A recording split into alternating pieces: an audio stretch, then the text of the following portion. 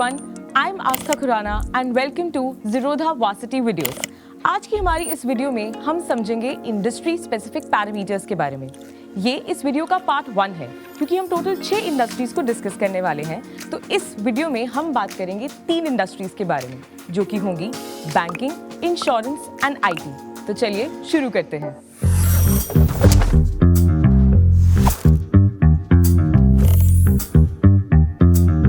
हमारी सबसे पहली इंडस्ट्री आती है बैंकिंग। एंड बैंकिंग में हम टोटल 5 पैरामीटर्स को डिस्कस करेंगे।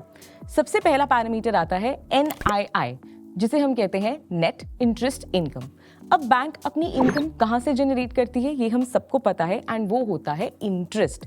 जो भी बैंक्स लोन देती है उसके बदले में उसे इंटरेस्ट मिलता है, एंड इसी को हम इंटरेस्ट इनकम कहते हैं। अब नेट इंटरेस्ट इनकम क्या हुआ? जो भी लोग बैंक के पास डिपॉजिट रखते हैं उसके ऊपर बैंक को भी इंटरेस्ट देना पड़ता है। तो जो भी बैंक को इंटरेस्ट मिलता है, अगर हम उसमें से देने वाला इंटरेस्ट सब्ट्रैक्ट कर दें तो उसे हम कहते हैं नेट इंटरेस्ट इनकम। एग्जाम्पल के तौर पर, अगर किसी ने बैंक के पास डिपॉजिट किया हुआ है अपना अमाउंट एंड बैंक उसको इंटरेस्ट दे रहा है एट द रेट ऑफ 5%, लेकिन बैंक ने जिसको लोन दिया है उस पे बैंक को इंटरेस्ट मिल रहा है एट द रेट ऑफ 10%, तो इन दोनों का जो भी बैलेंस होगा वो बन जाएगी बैंक की इनकम, जिसे हम कहेंगे नेट इंटरेस्ट इनकम।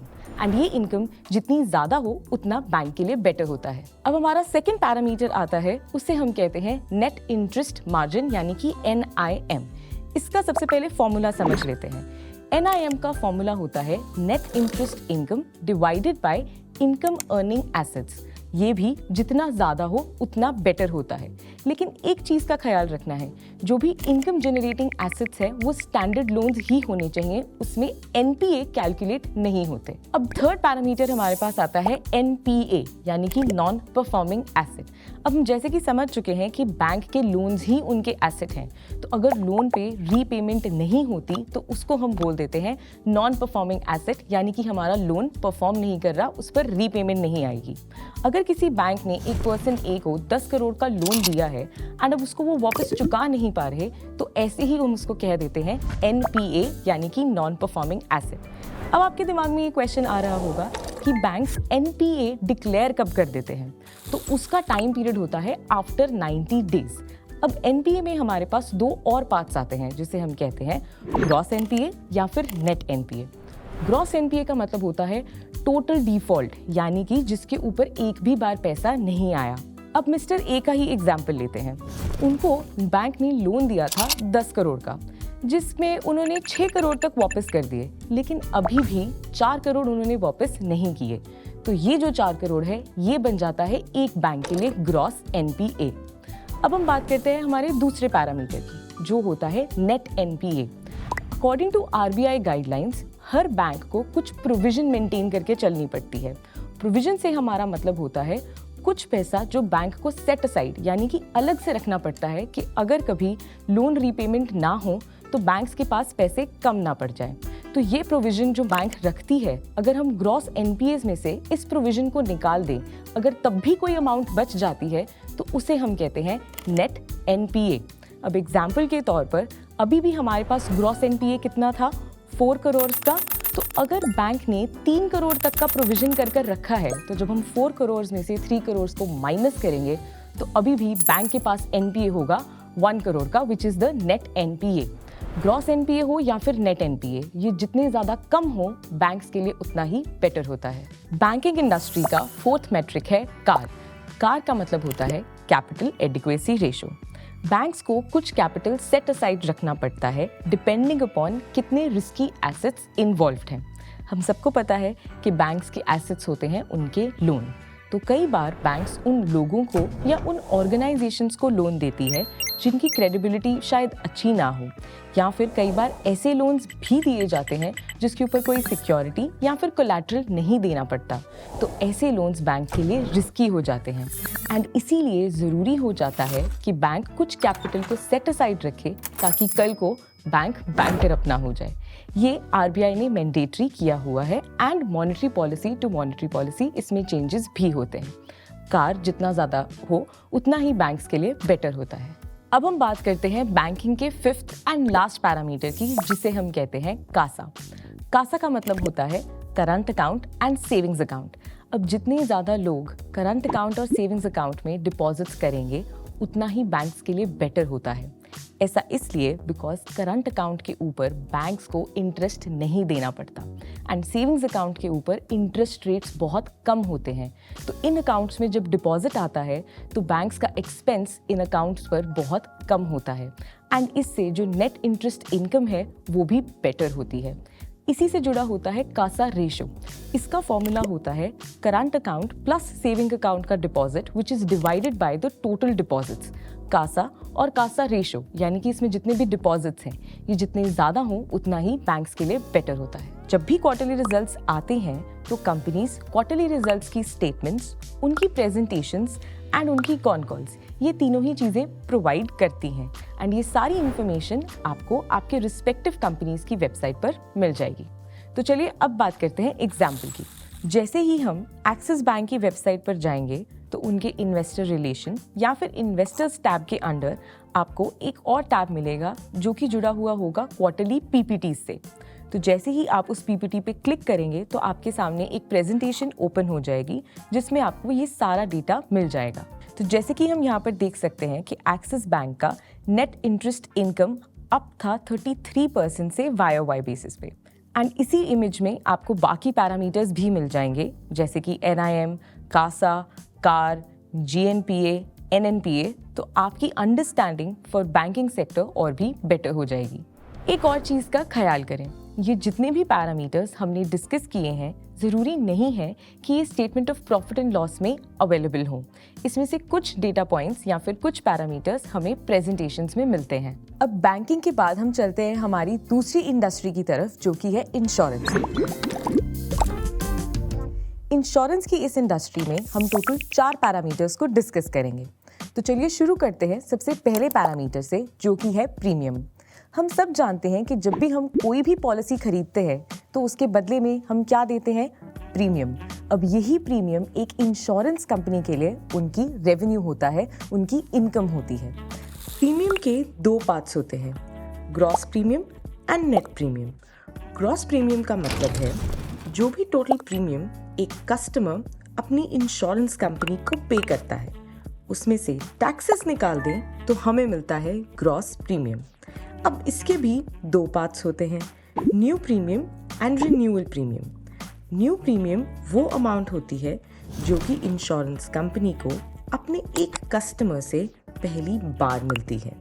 तो वहीं रिन्यूअल प्रीमियम वो अमाउंट है जो कि एग्जिस्टिंग कस्टमर के रिन्यूड पॉलिसी के प्रीमियम से मिलता है। अब बात करते हैं नेट प्रीमियम के बारे में। नेट प्रीमियम का मतलब होता है वो प्रीमियम जो री इंश्योरेंस प्रीमियम्स पे या फिर रिसीव करने के बाद एक इंश्योरेंस कंपनी के पास बचता है।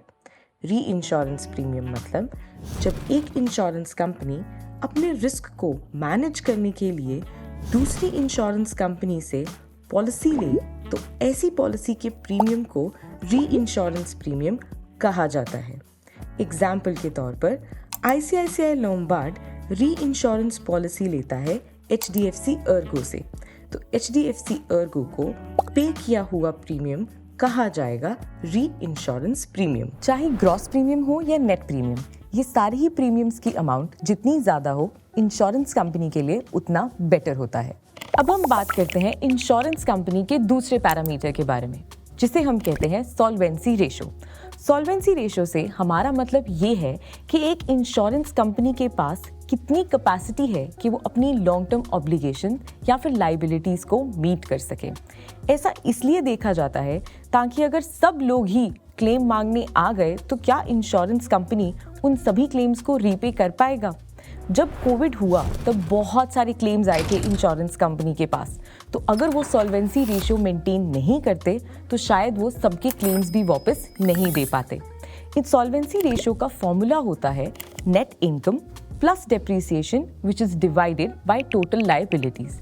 सॉल्वेंसी रेशियो जितनी ज़्यादा हो इंश्योरेंस कंपनी के लिए उतना ही बेटर होता है, लेकिन IRDAI के अकॉर्डिंगली ये सॉल्वेंसी रेशियो होनी चाहिए 1.5 या फिर मैं मार्जिन टर्म्स में बात करूं तो 150% से ऊपर की। अब हम चलते हैं हमारे थर्ड पैरामीटर की तरफ, जिसे हम कहते हैं ऑपरेटिंग एक्सपेंस रेशो।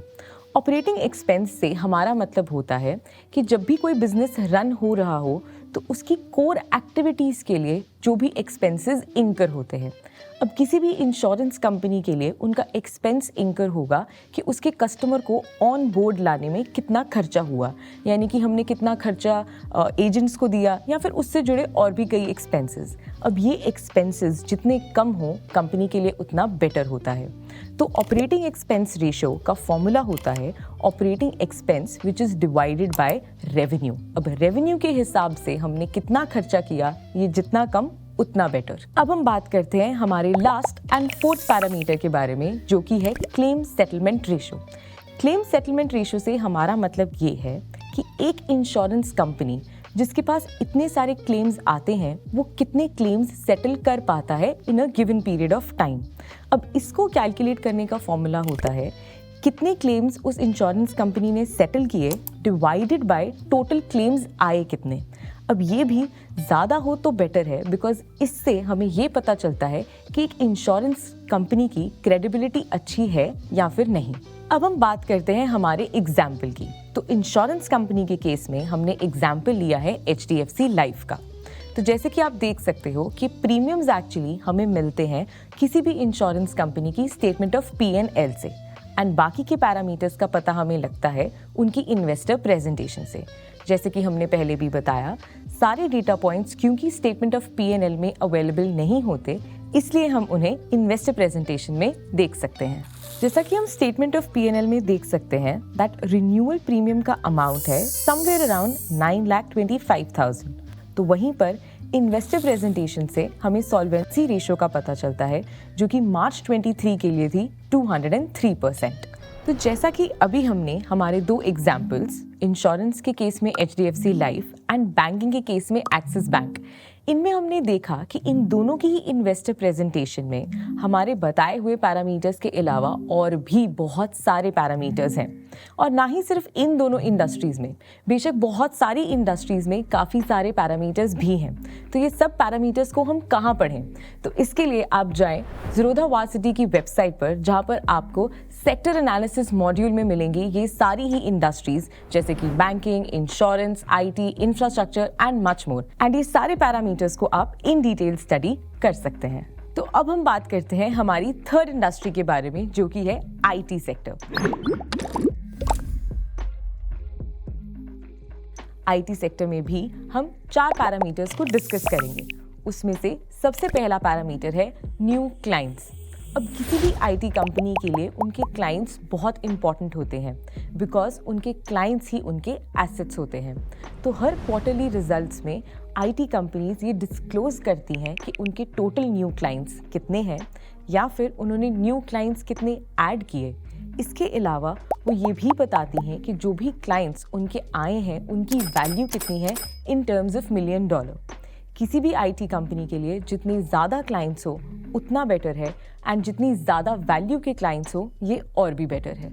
अब हम बात करते हैं हमारे दूसरे पैरामीटर के बारे में, जिसको हम कहते हैं TCV, यानी कि टोटल कॉन्ट्रैक्ट वैल्यू या फिर सिर्फ कॉन्ट्रैक्ट वैल्यू। कॉन्ट्रैक्ट वैल्यू से हमें ये पता चलता है कि IT कंपनी के पास कितनी वर्थ का बिजनेस आया है। अब IT कंपनी के जो प्रोजेक्ट्स हैं, या तो उसकी पेमेंट वन टाइम होती है या फिर वो सर्विसेज रिकरिंग होती हैं, यानी कि हम उन्हें बार बार प्रोवाइड करते हैं। So over a period of 3 years वो कॉन्ट्रैक्ट कितना वैल्यू जनरेट करके देता है, ये देखना इम्पॉर्टेंट होता है। तो ये टोटल कॉन्ट्रैक्ट की वैल्यू जितनी ज़्यादा हो IT कंपनीज के लिए उतना बेटर होता है। अब हम बात करते हैं हमारे IT सेक्टर में थर्ड पैरामीटर के बारे में, जो कि है कांस्टेंट करेंसी ग्रोथ। अब जैसे हम सबको पता है कि जो हमारा IT बिजनेस है वो वेस्टर्न कंट्रीज जैसे कि US एंड UK पे डिपेंडेंट है। तो जो भी हमें वहाँ से इनकम आती है that is either in terms of dollars या फिर पाउंड्स। अब इस केस में होता क्या है, करेंसी में जो फ्लक्चुएशंस हैं वो हमारे रेवेन्यू के फिगर्स को रिफ्लेक्ट करती हैं। अब अगर US डॉलर एप्रिशिएट हो रहा है इन टर्म्स ऑफ रुपी, जहाँ पे रुपी डेप्रिशिएट हो रहा है, तो उस केस में हमारा रेवेन्यू शायद ज़्यादा इसलिए आएगा जस्ट बिकॉज करेंसी में एप्रिसिएशन हुआ, ना कि बिकॉज कंपनी ने ज़्यादा सर्विसेज या फिर सेल्स प्रोवाइड करी। तो ऐसे में IT companies constant currency growth को देखती हैं, यानी कि अगर हम करेंसी फ्लक्चुएशंस को नलिफाई कर दें तो उस हिसाब से कितना रेवेन्यू की ग्रोथ हुई ये देखना ज़रूरी हो जाता है। तो कांस्टेंट करेंसी ग्रोथ भी जितनी ज़्यादा हो उतना बेटर होता है। अब हम बात करते हैं आईटी इंडस्ट्री के फोर्थ एंड लास्ट पैरामीटर की, जो कि है एट्रिशन रेट। एट्रिशन रेट से हमारा मतलब होता है कि एक आईटी कंपनी में उसके एम्प्लॉयज़ किस रेट से उस कंपनी को छोड़कर जाते हैं। ये रेट जितना कम हो किसी भी आईटी कंपनी के लिए बेटर होता है, बिकॉज अगर आईटी कंपनीज न्यू हायरिंग करती है तो उसकी कॉस्ट ज़्यादा होती है। ऑल्सो नया एम्प्लॉय इतने बिलेबल आवर्स जनरेट नहीं करके देता, तो इसका भी कॉस्ट ज़्यादा होता है। इसीलिए एट्रिशन रेट जितना कम आईटी कंपनीज के लिए उतना बेटर। तो अब हम बात करते हैं आईटी इंडस्ट्री के हमारे एग्जाम्पल के बारे में। तो इस केस में हमने एग्जाम्पल लिया है इन्फोसिस का। वैसे तो सारी ही कंपनीज के इन्वेस्टर प्रेजेंटेशन लिंक में हमें ये डेटा मिल जाता है, लेकिन इन्फोसिस के केस में हमने ये डेटा उनकी फैक्ट शीट से लिया है। तो जैसे कि हम फैक्ट शीट में देख सकते हैं, टीसीवी की वैल्यूज हमें दी गई हैं। Q4 में इनकी वैल्यू थी $2.1 बिलियन। तो वहीं अगर हम FY यानी कि एनुअल ईयर की बात करें तो उसमें वो थी $9.8 बिलियन। साथ ही साथ हम इस फैक्ट शीट में ये भी देख सकते हैं कि इन्फोसिस के क्लाइंट्स कितने हैं, उन्होंने कितने क्लाइंट्स ऐड किए एंड इन सभी क्लाइंट्स की वैल्यू क्या है। तो ये थे वो 3 sectors, banking, insurance and IT. अगर आपको इन 3 सेक्टर्स के किसी भी पैरामीटर में कोई भी डाउट है तो आप हमें नीचे कमेंट सेक्शन में पूछ सकते हैं। इसकी पार्ट 2 वीडियो में हम कवर करेंगे बाकी की 3 industries which are going to be infrastructure, telecommunication and pharmaceuticals. तो मिलते हैं अगली वीडियो में, तब तक के लिए हैप्पी इन्वेस्टिंग।